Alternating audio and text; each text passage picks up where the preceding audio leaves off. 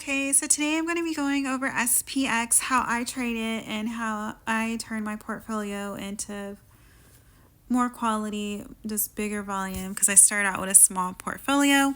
So with that being said, I'm on a 30-minute chart on SPX on TradeView. And my big thing that I normally do whenever I look at this chart is I look for gaps, because usually in the morning time when it opens, I try to figure out what way it's going to go. And I know that it's eventually going to have to close the gaps. I'm going to circle a couple of gaps so you can see exactly what I'm talking about. And I'm going to spread this chart out a little bit more bigger so you can see it.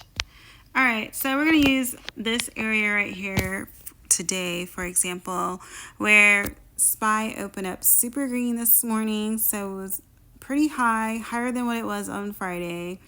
But as you can see, there is a small gap right there that needed to be clear, so it came all the way back down, retested. This is what all those red candles are. It's retested. And then I was able to get in to trade the volume going up. So when I trade the volume going up, when I know that it's about to turn back around, I usually try to date it out at least 1 or 2 days, because sometimes it takes it a little bit of time to kind of get up to the goal where I'm trying to get it to. So that's how I trade it. So tomorrow, for example, I really think that it's probably going to be down. This is just my opinion. This is not financial advice, but I think it's going to be down. So, and it's a possibility it's just going to pop up in the middle of the day.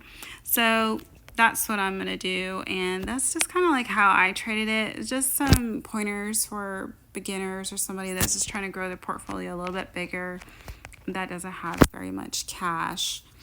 The other thing that I like to watch for whenever the stock market is falling or going back up, I look at these wicks on the candles, like right here and right there on the bottom and on the top. I always remember that whenever it's going down, and it's going down pretty fast, I always remember that support is somewhere on one of these wicks.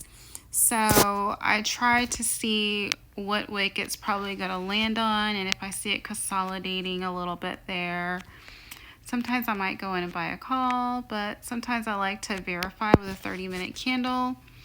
If I see like a lot of red candles trending down, I won't buy any calls. I usually just leave it alone until I get one green candle going up, or maybe even 2 on a 15-minute chart, or even the 30-minute chart. Then that's usually when I'll go in and buy. Another thing that I do is I also go in and I date out some of my SPX when the market is down. So say like example, when it was down here at 6,600, I went and bought an SPX and dated it out into December to let it slowly trend up, and I easily turned $200 into $2,000 without even touching it. I didn't have to look at it every day. So that's a pretty good thing that I did to kind of build my account. So hopefully this helps. If you want some more pointers like these, please like, share, and subscribe. Comment down below what you think, and I love hearing critique on what you think and what I can learn too. So with that being said, hopefully I'll see y'all in the next video, and have a great day.